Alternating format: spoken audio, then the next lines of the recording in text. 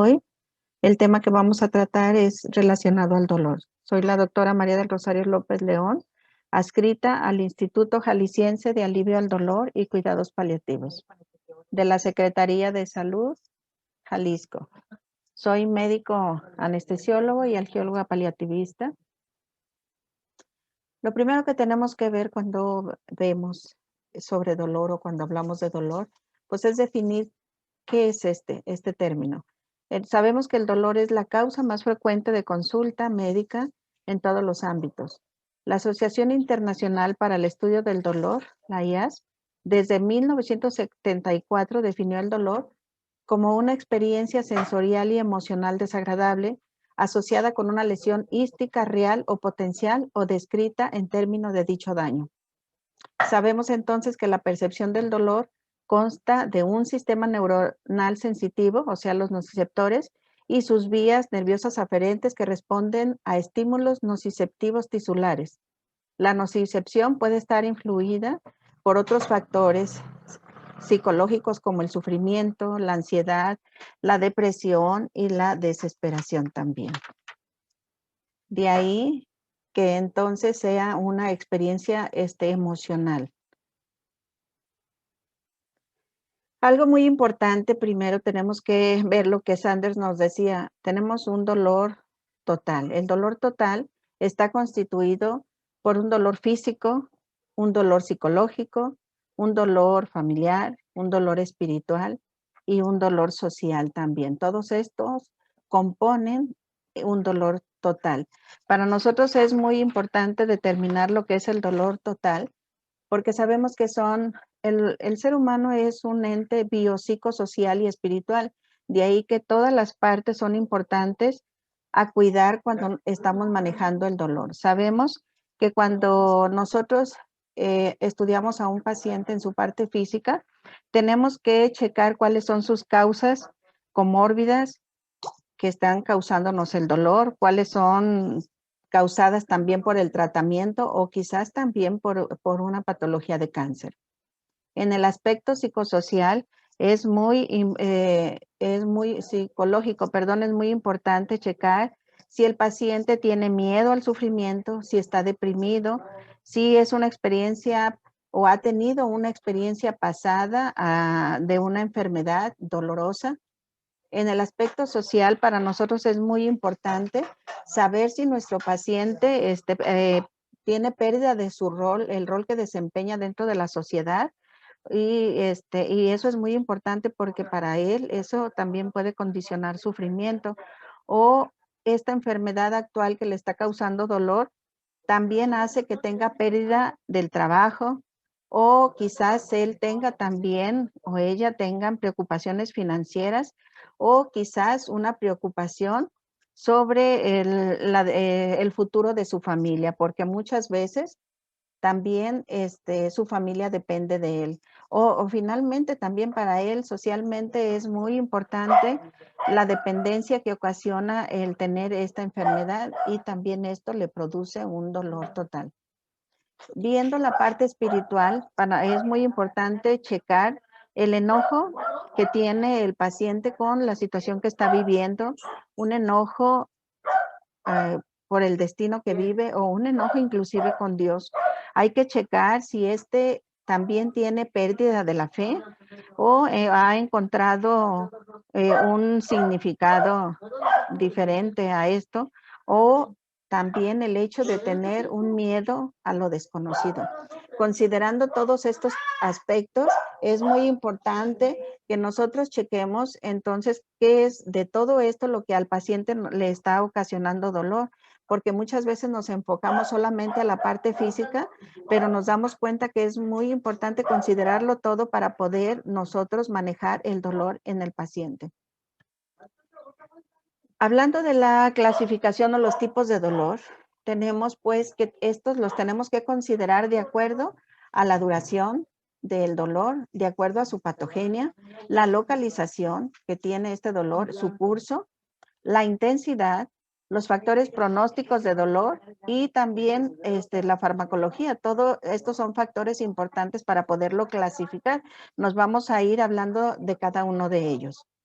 En el caso de la duración, tenemos que se puede dividir en agudo y crónico. Lógicamente, el agudo está limitado en tiempo y con un escaso componente psicológico. ¿Por qué? Porque finalmente saben que esto es limitado y puede en algún momento llegar a quitarse cuando resuelvan la causa. Por ejemplo, en el caso de una perforación de víscera hueca o un inicial dolor neuropático o un dolor por una fractura que tiene el paciente. Hablando del dolor crónico, este es ilimitado en su duración. Se acompaña de un componente psicológico porque finalmente ya lo vimos en el dolor total, está afectando su vida completa. Entonces, esto hace que se prolongue más el tiempo. Es el caso, por ejemplo, del dolor por cáncer. Hablando de su patogenia, esta es una división muy importante que debemos de considerar. El dolor se divide entonces en neuropático, nociceptivo, y antiguamente también se hablaba del dolor psicógeno, que actualmente también podemos llamarle somatomorfo. De hecho, algunos no consideran esta parte dentro de la clasificación. Para mí es una parte muy importante por lo que ya habíamos visto del dolor total. El dolor neuropático entonces está producido por un estímulo directo del sistema nervioso central o por fibras nerviosas o sistema nervioso periférico. Se describe en diferentes formas: punzante, quemante, puede tener parestesias, disestesias, alodinia, hiperalgesia. Un ejemplo del dolor neuropático pues es, por ejemplo, una patología del plexo braquial o lumbosacro o una neuropatía periférica que puede estar ocasionada por un tratamiento como la quimio o la radioterapia, o quizás también un dolor provocado por una compresión medular. Este dolor se puede clasificar en central y periférico, y el periférico puede ser que esté bien localizado o esté diseminado a más partes del organismo. Tenemos el dolor nociceptivo. Este tipo de dolor es mucho más frecuente y se va a dividir en dolor somático y dolor visceral. El dolor somático pues es por el sistema musculoesquelético, y visceral, más adelante lo vamos a ver, es ocasionado o causado por vísceras del organismo. En relación a su localización, tenemos la división que es somático y visceral. El somático se produce por la excitación anormal de nociceptores somáticos superficiales o profundos en la piel, músculo esquelético, en los vasos sanguíneos, etc.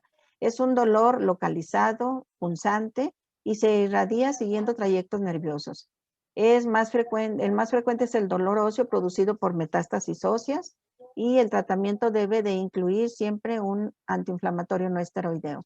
O también tenemos el dolor visceral en esta clasificación, y se va a producir por una excitación anormal de nociceptores viscerales. Este es un dolor que se localiza mal, es continuo, es profundo, puede irradiarse en zonas alejadas de donde está originado el dolor. Se acompaña de síntomas generalmente neurovegetativos, y en este caso el ejemplo tenemos el dolor provocado, por ejemplo, por un dolor tipo cólico, por unas metástasis hepáticas o un cáncer pancreático también. Responde bien al tratamiento con opioides. Dentro de la clasificación, hablando del curso, tenemos que puede ser un dolor continuo o puede ser un dolor irruptivo. El continuo es persistente a lo largo del día y no desaparece. El irruptivo, esta es una exacerbación transitoria del dolor, inclusive en pacientes que están bien controlados del dolor de fondo que tienen. Se puede dividir también en ser un dolor incidental, que es un subtipo del dolor irruptivo, ya lo decía, inducido por el movimiento o por una acción voluntaria que el paciente hace. Hablando de la intensidad, el dolor puede ser leve, moderado o severo.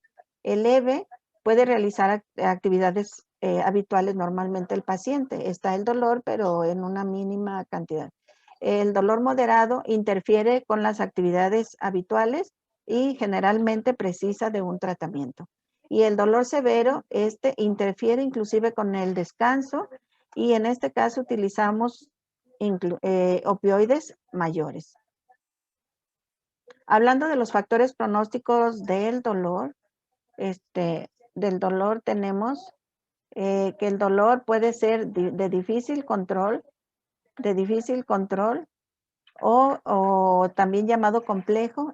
No va a responder a una estrategia analgésica habitual y según nos dice la escalera analgésica de la OMS en su tratamiento, no va a responder y se pronostica generalmente por la Edmonton Standard System.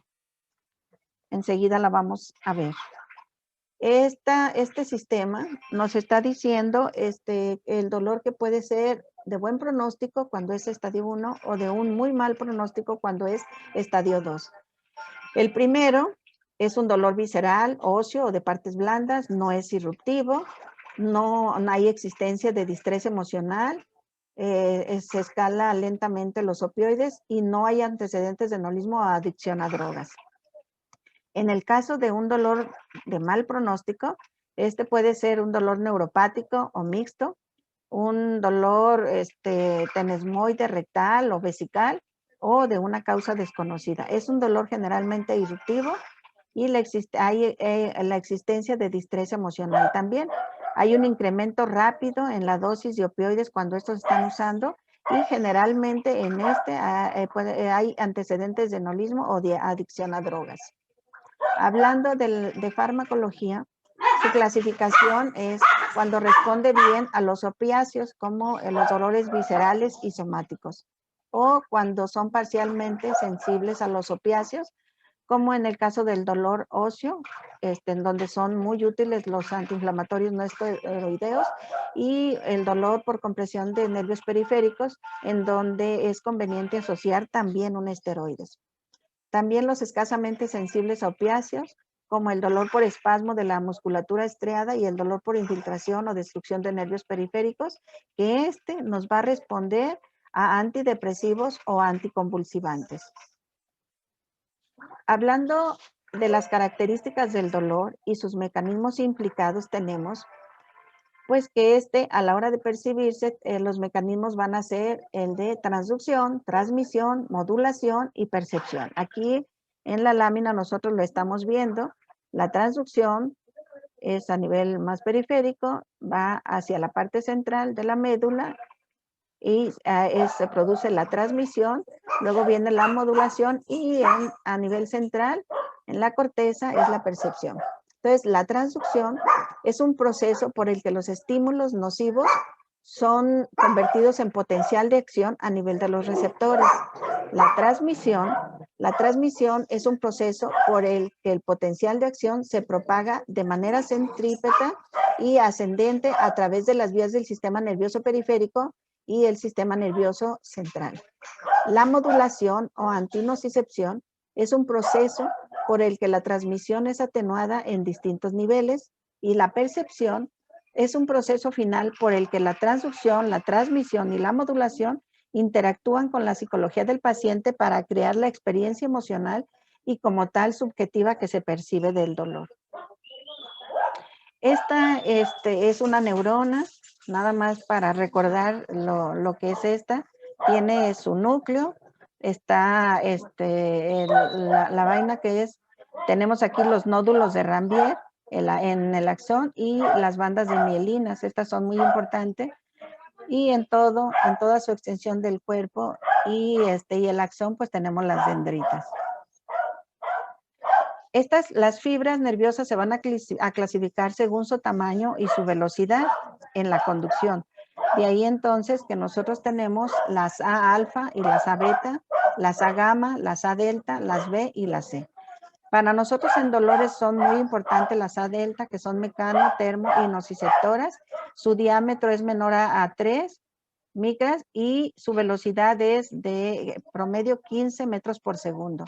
Y las fibras C, que son inervaciones mecano, termo y nociceptores, son simpáticas postganglionares. Su diámetro es de 1 micra y su velocidad es de 1 metro por segundo. Son más lentas. Entonces, hablando ya de cada uno de estos mecanismos, tenemos la transducción. El receptor del dolor, llamado nociceptor, dice, no viene a ser sino la terminación periférica de una neurona bipolar cuyo cuerpo neuronal se encuentra en el ganglio raquídeo de la raíz dorsal. El nociceptor se va a clasificar de acuerdo al tipo de fibra que lo constituye, entonces distinguiéndose los receptores A delta y C.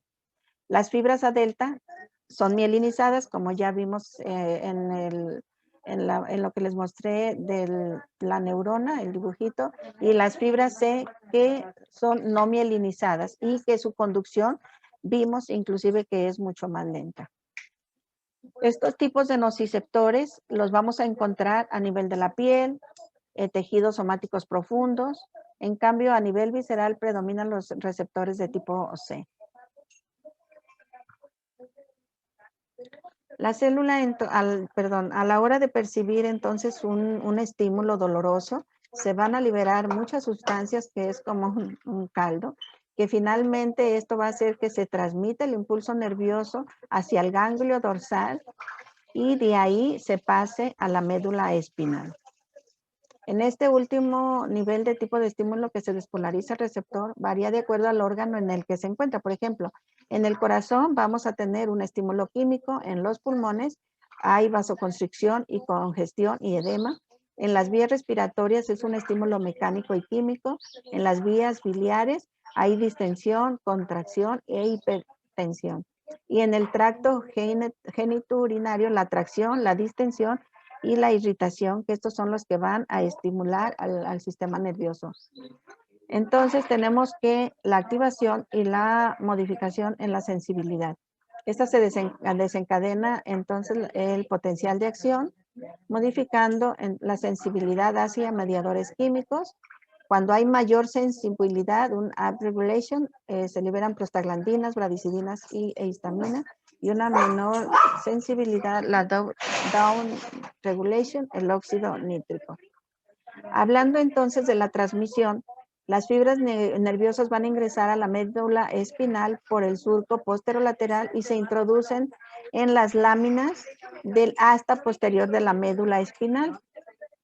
El AME, aquí es como lo tenemos. Siguiendo criterios citoarquitectónicos, se pueden dividir la sustancia gris de la médula espinal en una serie de capas o láminas, o sea, las láminas de Rexel, que corresponden a la lámina 1, de la 1 a la 6, del asta posterior de la médula espinal. De ahí existen las vías ascendentes, que estas están formadas, estas son las que suben hacia la corteza por el tracto espinotalámico, el espino reticular, el espino mesencefálico y el haz espinotalámico, que es la vía más importante en el humano con un 90%. Tenemos pues el núcleo ventral posterolateral del tálamo, donde recambian con la tercera neurona tálamo cortical y que nos ayudan entonces a determinar la localización y la intensidad del estímulo doloroso. La formación reticular de la médula espinal, el bulbo, la protuberancia y el mesencéfalo, la sustancia gris periaquidectal y los núcleos mediales del tálamo e intralaminares para proyectarse al hipotálamo y al sistema límbico, que constituye el componente afectivo aversivo del dolor.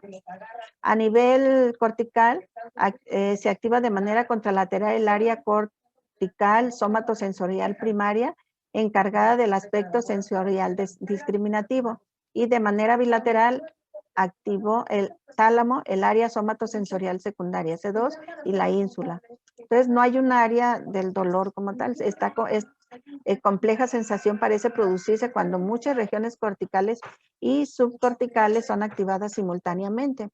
Aquí en este dibujo tenemos entonces que cuando se estimula, cuando hay dolor se estimula o hay aumento del flujo sanguíneo, que nosotros lo estamos viendo aquí en rojo, y es cuando hay dolor. Son las áreas estimuladas por el mismo. Hablando de la modulación, entonces, la analgesia no es solo la cesación de la transmisión nociceptiva, es una función coordinada y altamente compleja que regula, controla y limita la transmisión nociceptiva para prevenir el caos y la inestabilidad que puede producirse si solo existieran mecanismos excitatorios. Mediante estudios de estimulación eléctrica a nivel de la sustancia gris periacueductal de la rata, Reynolds desde 1969 produjo la liberación de compuestos con propiedades semejantes al opio que llamó opiáceos endógenos. En 1977, Richardson provocó la liberación de opiáceos endógenos en humanos al estimular la sustancia gris periacueductal y la sustancia gris paraventricular. El tipo de analgesia conseguida es de gran precisión y especificidad, ya que no altera otras formas de comportamiento, no reduce la actividad o la atención de la persona.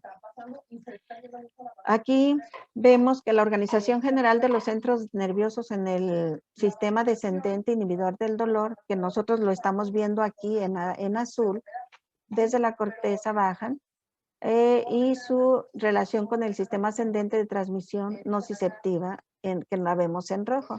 Así es como se produce la respuesta a un estímulo doloroso y la sensación tanto física como psicológica del mismo. Entonces, la percepción del dolor solo puede ser definida en términos de conciencia humana y como toda una experiencia sensorial no hay forma de cuantificarla. El dolor no es igual que nocicepción. La nocicepción también puede ocurrir en ausencia del dolor y el dolor también puede estar presente en ausencia de nocicepción. ¿Cómo entonces, de acuerdo a esto, nosotros vamos a evaluar o vamos a hacer posible el tratamiento del dolor? Primero tenemos que ver nosotros cuáles son las reacciones que se tienen frente al dolor y cómo serán modificadas. Estas pueden ser modificadas primero por el estado emocional del paciente, por las experiencias pasadas y memoria del dolor. No es lo mismo que un paciente haya tenido dolores que no han sido tan molestos en su vida y que a la hora de presentar otros, como él ya había percibido en algún momento dolor, su interpretación o su manifestación o la respuesta que se tenga a este dolor quizás influya para no sentirlo a tal intensidad o viceversa. Hay que ver la magnitud del tejido dañado o estímulo o el estímulo provocado. También la habilidad para comprender la etiología y la consecuencia del dolor. Y es muy importante checar que los grupos étnicos y culturales también hacen que se modifique la respuesta al dolor. ¿Cómo entonces nosotros vamos a evaluar el dolor? Pues primero es muy importante a la hora de que el paciente acude a consulta, ya dijimos que el dolor es una de las causas más importantes para acudir al médico, entonces vamos a hacer un exhaustivo interrogatorio en relación al dolor. Primero vamos a preguntar cuándo inició, dónde se localizaba, si ha presentado el dolor, cuándo se mejora o qué lo empeora, por el contrario. ¿Cuál es el curso? Hablando del tiempo, si es episódico o es constante este dolor. ¿Qué calidad tiene el mismo? O sea, el tipo de dolor que tiene, si es un pinchazo, es urente, es una descarga eléctrica, etcétera. Si este dolor se irradia y hacia dónde lo hace, hacia dónde llega, cuál es la intensidad basal y cuál es la intensidad que ha presentado este dolor en una crisis y cuál es la respuesta si es que ya ha tenido tratamientos previos para poder nosotros entonces establecer factores pronósticos del mismo. Es muy importante hacer entonces una valoración multimodal. Esto va en relación a lo que es el dolor físico, pasando por sus síntomas, el aspecto psicológico, el aspecto social, los aspectos espirituales y lo que es un dolor con una experiencia subjetiva. Por lo tanto, entonces debemos de ver nosotros cuál es su causa, qué tan intenso es el dolor, cuál es su mecanismo de producción, la naturaleza, el estado psicoafectivo, el estado cognitivo del paciente y si en algún momento presenta alcoholismo o adicciones. Entonces, hay escalas para evaluar el dolor. Hay escalas de evaluación somática, de evaluación psicológica, algunas que también consideran el contexto socioeconómico, que es muy importante porque sabemos que muchos de los dolores podemos tratarlos con X medicamento, pero sabemos del costo y para el paciente pues esto va a ser muy difícil y desde ese momento estamos truncando una respuesta favorable para conseguir el alivio del dolor. Entonces hay que evaluar el dolor la incapacidad que éste produce o su alivio en el momento que éste se presente. Y vamos a evaluar también cuáles son los objetivos esperados del paciente o de acuerdo a todo lo que, a la patología que usted tiene. Existen muchos métodos para evaluar el dolor. Entonces, hay algunas escalas. De las comunes o las que más usamos es la escala visual análoga, que es una línea de 10 centímetros en la cual donde inicia la línea es no tener dolor, donde termina los 10 centímetros es el dolor máximo que el paciente haya llegado a sentir o que piense en algún momento que ha sentido. Está la escala visual verbal análoga también. Nosotros comúnmente les decimos al paciente, 0 es no tener dolor, 10 es el dolor máximo que usted se pueda imaginar en este momento. ¿Cuánto es lo que usted tiene de dolor de 0 a 10? Y ya el paciente nos va a referir en ese momento lo que él tenga. Están las escalas con esquemas y figuras como la de Aucher, que son caritas que van desde sentirse bien hasta tener un dolor insoportable con dolor. Las de los cubos pues son cubos pequeñitos hasta un cubo grandísimo, que de todas formas todas van de 0 a 10 o en otras de 0 a 100. Sí, está la escala frutal análoga, que va desde un dolor mínimo como una uva pequeñita hasta un dolor enorme, como una sandía.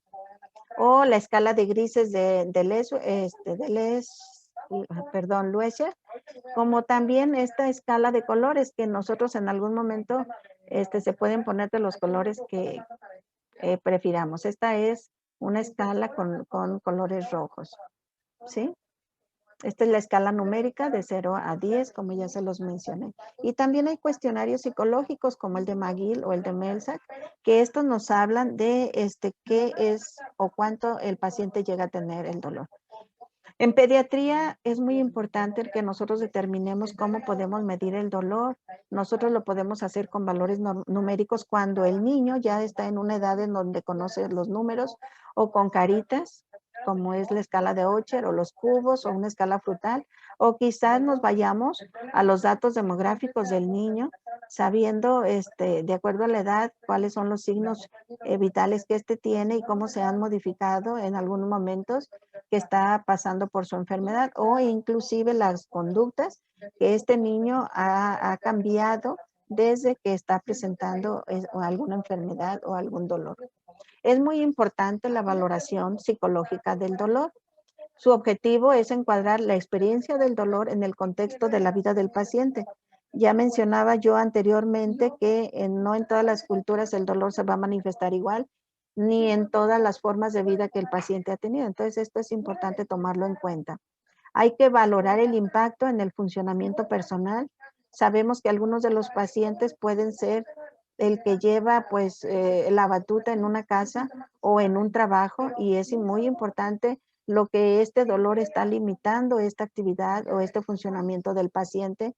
Hay que identificar el papel que desempeña su estado psicológico en relación a la experiencia del dolor, y también su impacto en relación a padecer ansiedad, depresión o de acuerdo a las experiencias previas o estas situaciones psicológicas que el paciente pueda o haya presentado. Entonces, es muy importante cuál es la evaluación somática del dolor. Aquí tenemos que diferenciar lo que ya les había comentado de la clasificación del dolor nociceptivo, neuropático o somatomorfo. El dolor visceral, sabemos nosotros que es un dolor que es difuso y está mal localizado. Muchas veces es referido y no se siente en el lugar donde está ocurriendo el daño o el estímulo que lo está produciendo. Este está asociado con importantes respuestas emocionales y del sistema nervioso autónomo, y está producido por estímulos diferentes de los que provocan la activación de los nociceptores somáticos. Los estímulos para la producción del dolor visceral son la distensión de los órganos cavitarios, la atracción del mesenterio, la isquemia y un estímulo químico endógeno también. Entonces hay que considerar estos puntos en el dolor visceral y en dónde está localizado, pues de acuerdo al sistema nervioso autónomo, como ya lo había comentado. El dolor neuropático es de los más complicados para manejarse. Desde 1994 la IAS definió que es un dolor iniciado o causado por una lesión primaria o una disfunción del sistema nervioso en general. En el 2011, habló de una lesión o enfermedad del sistema nervioso somatosensorial. Es una omisión de disfunción, es un dolor nociceptivo que puede causar lesiones secundarias en el sistema nervioso somatosensorial. Hablando de la taxonomía del dolor neuropático, es muy importante considerar estos términos para nosotros poder identificar o poder saber cómo podemos en su momento tratar este tipo de dolor. Entonces, definiendo el dolor, sabemos que el dolor neuropático está iniciado, causado, ya dijimos, por una lesión primaria o una disfunción del sistema nervioso. Cuando nosotros hablamos de alodinia, es un dolor o estímulo que normalmente no es doloroso. Por ejemplo, en alguna área de la piel del paciente, nosotros podemos soplar o dar un poco de aire. Normalmente esta es una sensación no dolorosa y sin embargo sí le produce dolor. Eso es alodinia. La hiperalgesia es una respuesta aumentada a un estímulo que normalmente ya era dolorosa, pero que ahora es extremadamente dolorosa. La hiperestesia es una sensibilidad aumentada a la estimulación. La disestesia es una sensación anormal desagradable que ella puede ser espontánea o evocada. La hiperpatía es un síndrome doloroso caracterizado por una reacción dolorosa anormal a estímulos, especialmente a estímulos repetitivos. La parestesia es una sensación anormal, ya sea espontánea o evocada, que no tiene por qué ser desagradable. La neuralgia es un dolor en la distribución de un nervio o nervios. La neuritis es inflamación de un nervio y la neuropatía es un trastorno en la función o cambio patológico en el nervio. Puede haber una mononeuropatía refiriéndose a un solo nervio o una polineuropatía a varios de los nervios. Estas son unas diferencias entre los términos que normalmente usamos o comúnmente usamos en un dolor neuropático. Por ejemplo, la alodinia tiene un umbral disminuido, su respuesta varía y su carácter es un tipo de estímulo y de respuesta diferente. La hiperalgesia es un umbral aumentado con una respuesta igual y su carácter es modo de estímulo y respuesta igual. La hiperpatía es un umbral aumentado con respuesta aumentada con un carácter o forma igual o diferente del estímulo y respuesta. Y la hipoalgesia es un umbral aumentado con una respuesta disminuida con una forma de estímulo y respuesta igual. Esta gráfica me gustó mucho porque finalmente aquí nosotros vamos a ver cómo podemos llegar al diagnóstico de un dolor neuropático. Vemos inicialmente cuál es la queja principal. Al ver la queja principal, que es dolor, vamos a checar su historia. Dentro de esta historia nosotros tenemos que checar los antecedentes de la enfermedad o la lesión neurológica relevante. Si no hay esto, entonces nosotros vamos a pensar que es poco probable que el dolor sea neuropático, pero si es positivo, entonces hay que pensar en un posible dolor neuropático. Después de esto vamos a hacer un examen en el cual nosotros vamos a checar si el dolor se asocia con unos signos sensoriales con la misma distribución neuroanatómicamente plausible. Si esto es sí, entonces vamos a pensar que el dolor neuropático es probable. Para nosotros hacer confirmatorio este dolor, entonces vamos a hacer pruebas diagnósticas que confirmen una lesión o enfermedad del sistema nervioso somatosensorial que explique el dolor.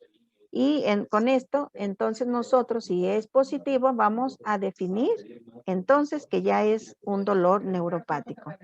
Esto es muy importante entonces para llegar a lo mismo.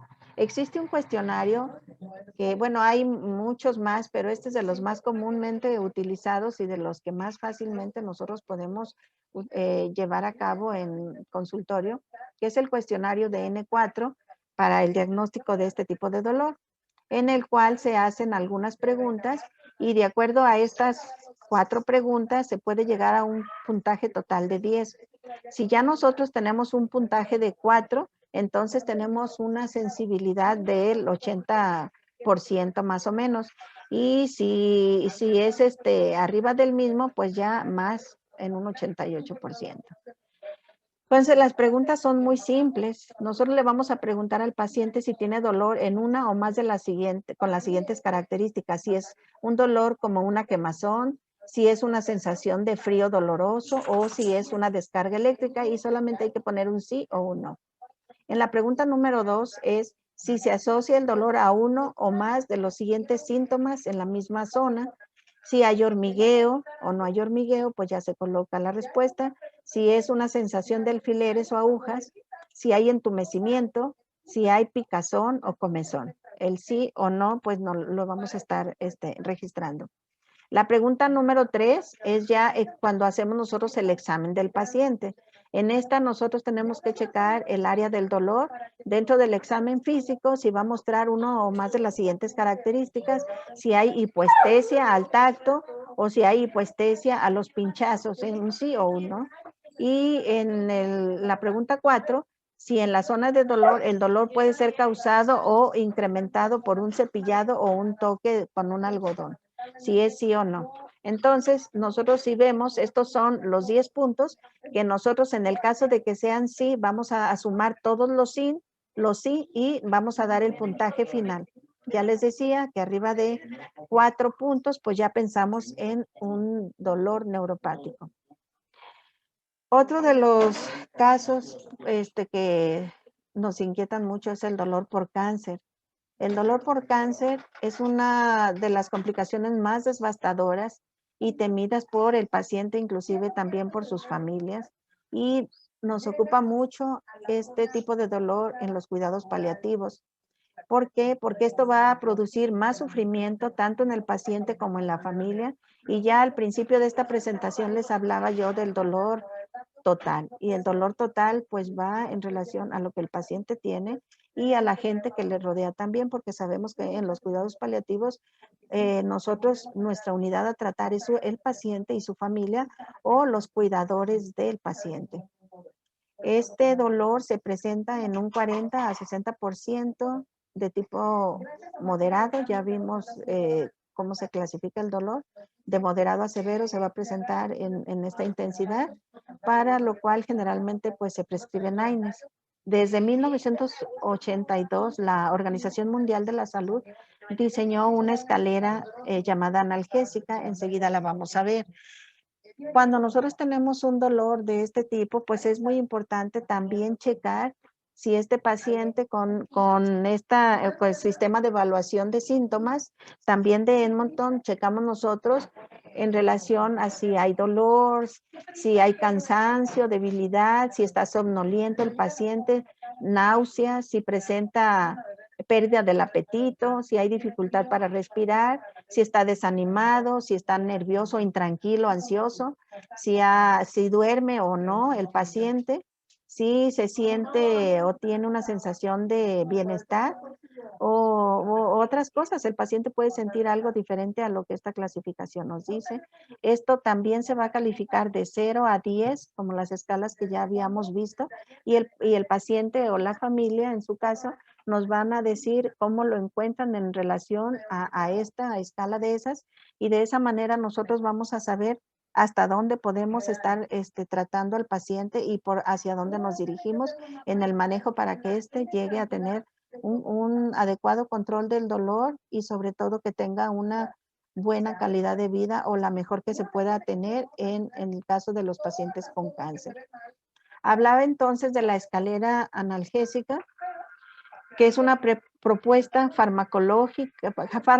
terapéutica realizada por la Organización Mundial de la Salud, ya les había dicho, para enfrentar el manejo del dolor por cáncer. La OMS entonces desde 1982 en Milán y en el 84 en Ginebra organizó unas reuniones de expertos quienes propusieron un programa de tratamiento en los pacientes con cáncer.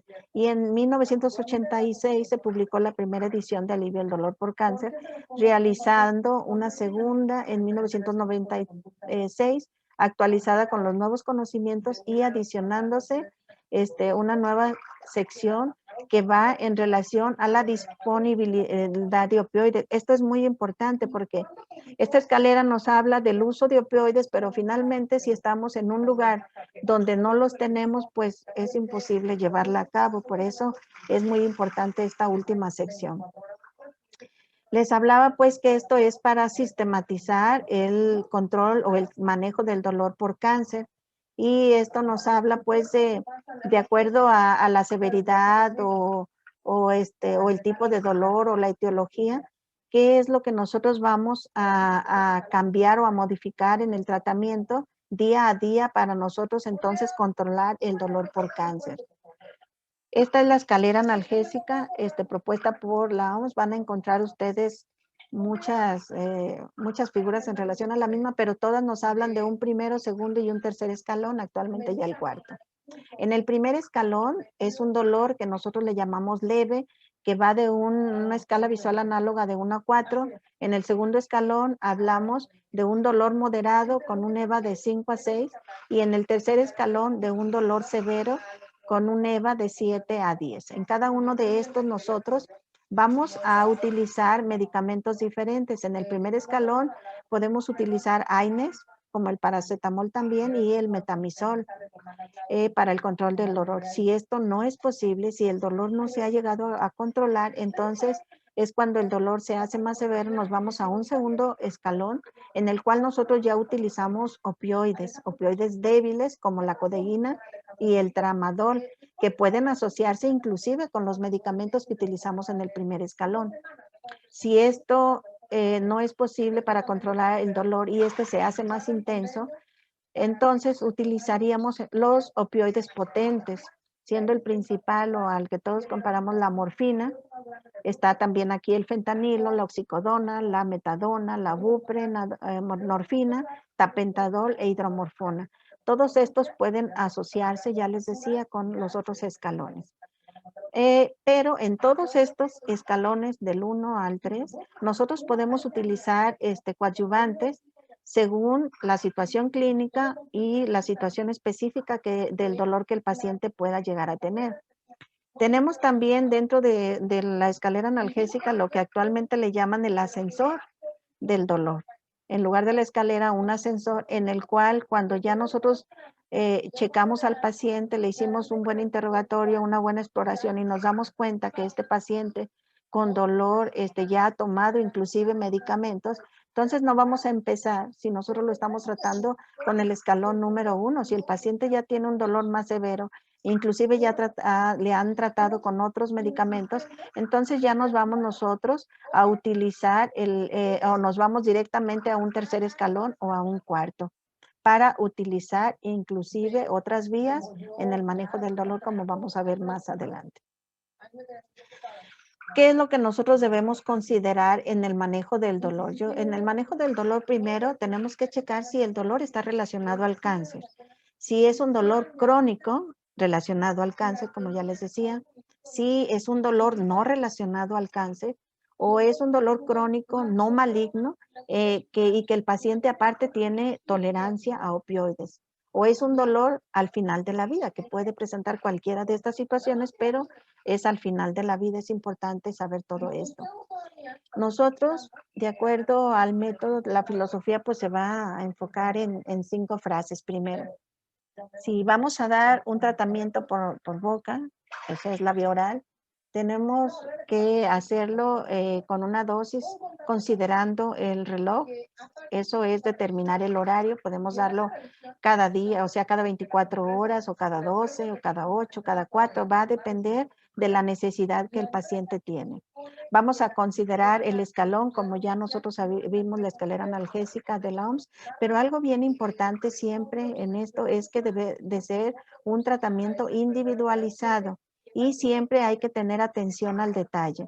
Para eso es que les hablaba yo del dolor total, porque hay que checar, recordemos que el paciente es una persona que tiene varias dimensiones, es biopsicosocial y espiritual. Considerando todo esto, checando el detalle, hay que ver qué es lo más adecuado para nosotros llevar al paciente a un control del dolor y a una mejor calidad de vida.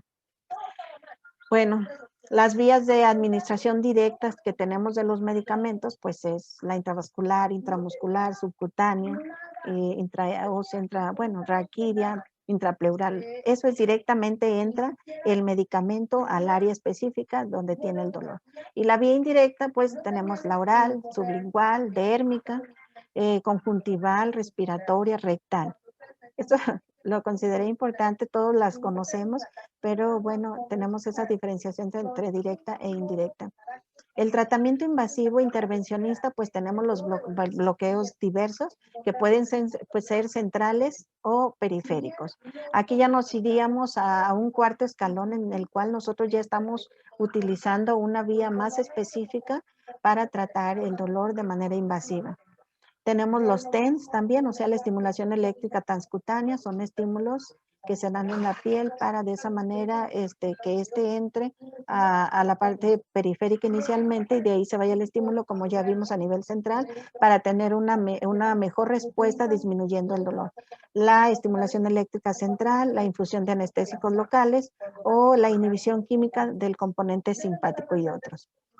Estos son métodos mucho más específicos en el cual nosotros los vamos a dividir en neuromodulativos o ablativos. En los primeros, los neuromodulativos, tenemos las infusiones espinales con implante de catéteres tunelizados o con reservorio subcutáneo o implantes con bombas internas de infusión o también la estimulación medular y de nervios periféricos.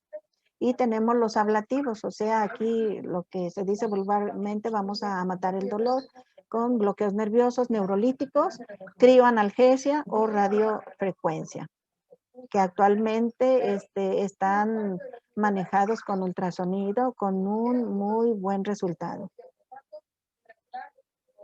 Bien, ¿cuáles son entonces los fármacos que nosotros vamos a llegar a utilizar? Pues tenemos muchos. Ya hablamos dentro de la escalera analgésica cuáles son los que vamos a usar, como los AINES y su gran variedad de medicamentos que tiene. Tenemos los opioides débiles, los opioides fuertes, tenemos los coadyuvantes analgésicos como la carbamazepina, la mitriptilina, fenitoína, gabapentina y pregabalina, o tenemos los coadyuvantes no analgésicos como los ansiolíticos, antidepresivos, neurolépticos, antieméticos. Usamos también corticoides y laxantes en algunos momentos. Todo esto es importante reconocer que tenemos estos fármacos para el control del dolor porque podemos hacer una combinación de ambos. Es muy importante comentarles que no hay necesidad de utilizar dos AINES a la vez, con uno es suficiente y tampoco hay necesidad de utilizar opioides, a menos de que estemos utilizando opioides de una vida media más larga y queramos hacer un rescate, ahí sí podemos usar un opioide con una acción más corta. Pero muchas veces usamos también los coadyuvantes para el manejo del dolor. Entonces, las principales indicaciones de los opioides, pues los opioides agonistas en un dolor agudo y crónico, en tos, diarrea, edema agudo del pulmón, disnea, hasta para desintoxicación de opioides en algunas recaídas. Los agonistas parciales para dolor agudo y crónico, desintoxicación de opioides y prevención de recaídas. Y los antagonistas en intoxicación aguda de opioides, en una prevención de recaídas y en el tratamiento del alcoholismo también. Estos son de los opioides que más comúnmente nosotros utilizamos. En este cuadro pues es muy grande, pero igual les estoy hablando de todos los medicamentos y a cuál grupo pertenecen, si son, como ya les decía, agonista parcial, agonista puro o antagonista, y de esa manera ver cuál es su potencia. Todos se comparan con la morfina, como ya vimos, por eso la morfina tiene el número 1, y cuáles son las dosis iniciales. Tanto intravenosas como por otras vías. Es muy importante que nosotros nos demos cuenta que estos medicamentos y vamos a emplearlos de acuerdo a nuestro paciente y nos damos cuenta, al menos es la experiencia personal, de que muchos de los pacientes que nosotros tenemos aquí en México, ahí dice dosis inicial de morfina, por ejemplo, 30 miligramos, y nosotros, vía oral, nosotros en muchos de los pacientes con menos dosis, 10 miligramos, 5 miligramos, tenemos un efecto deseado al disminuir el dolor. Entonces es muy importante hacer estas dosis de manera individualizada para de esa manera realmente manejar el dolor. Aquí están unas de las presentaciones que tenemos para que ustedes las conozcan, pero bueno, sabemos que hay muchos laboratorios y muchas presentaciones. Algo bien importante es ver sobre los mitos de la morfina. Sabemos que muchos de los pacientes, los médicos no nos atrevemos a utilizar la morfina y muchos de los familiares de los pacientes y los mismos pacientes no los quieren porque dicen que es peligroso, que causa depresión respiratoria, que la vía oral es inefectiva. Son mitos de la morfina que a lo mejor me va a producir acostumbramiento, euforia, que rápidamente voy a crear tolerancia o que el paciente ya se está muriendo, por eso le estamos dando ya la morfina, o que a lo mejor en la casa tengo a alguien y que se la van a robar, o no sé, que a lo mejor el paciente lo usa con otra idea como los intentos de suicidio o para suicidarse definitivamente. Entonces, esto es bien importante que nosotros lo consideremos para un manejo del dolor por opioides, porque cada uno de los opioides tiene su manejo específico y sabemos cómo iniciar a darlos y cómo en su momento retirarlos y ningún paciente nos va a producir una tolerancia, un acostumbramiento o una dependencia a estos. Es bien importante checar esa parte. También tenemos el tratamiento no farmacológico del dolor, que es muy importante tomarlo en cuenta porque muchos de los pacientes inclusive nos llegan ya comentando que ya han ido a otras terapias y nosotros como médicos tenemos la obligación de conocerlas. Entonces tenemos, por ejemplo, la biorretroalimentación, la acupuntura, la hipnosis, el masaje como la mioterapia, masoterapia, hipnosis, la imaginación guiada, la meditación, y la relajación, la fisioterapia o actividad física y la terapia de la conducta. Todo esto es un tratamiento, como no es farmacológico, lo vemos que muchos de nuestros compañeros, colegas psicólogos utilizan para el manejo del dolor y créanme que han sido muy útiles para disminuir las dosis de los fármacos que nosotros estamos utilizando en dolor. Entonces, cuando se da una terapia multimodal, los resultados van a ser mucho mejores. Entonces hay que conocerlos para manejarlos. La tolerancia al momento de estar utilizando nosotros opioides, hay que tenerla en cuenta, ya que sabemos que la tolerancia es cuando se disminuye el efecto de la droga, manteniendo dosis idénticas en intervalos regulares. O sea, se puede decir que para mantener el mismo efecto, a veces hay necesidad de aumentar la dosis de la droga. ¿Por qué? Porque los pacientes precisamente están haciendo tolerancia a los fármacos. Entonces, es importante por eso que nosotros estemos evaluando el dolor continuamente en los pacientes para checar si el fármaco que nosotros les estamos dando es suficiente para calmar el dolor o ya empezó a hacer tolerancia. También la dependencia física la dependencia física o psicológica es muy importante de considerar. La primera, la física, se refiere a la necesidad de continuar la administración de la droga para que no aparezca un síndrome de supresión. Sobre todo cuando pacientes se están tratando de manera crónica. Entonces, hay que tener cuidado a la hora de disminuir, de quitar la droga para disminuirla lentamente y no tenga este síndrome. Pero muchos de nuestros pacientes también tienen una dependencia psíquica y esta se define como la necesidad compulsiva de consumir la droga. Ahí viene entonces la dependencia, ¿verdad? Hay que considerar el síndrome de abstinencia. Ya les decía que cuando nosotros retiramos un opioide hay que irlo haciendo de manera lenta. Es lo mismo en el caso de las benzodiazepinas. Entonces, ¿por qué?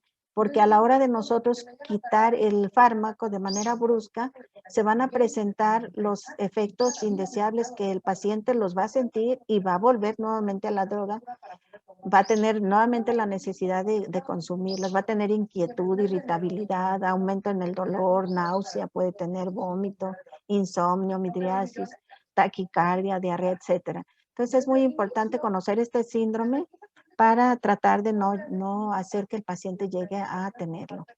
Y la adicción es algo muy importante. En el DSM-5 lo definen como el trastorno por consumo de sustancias y este es por el uso de una droga que se caracteriza por ser un uso compulsivo con la necesidad o la garantía de consumirla, conseguirla, con una alta tendencia a recaer luego de un periodo de abstinencia. Por eso es importante conocer bien el uso de los opioides para que no hagamos que nuestros pacientes caigan en eso, o saber si el paciente ya consumía drogas y ya tenía una adicción previa al tratamiento que nosotros le estamos dando.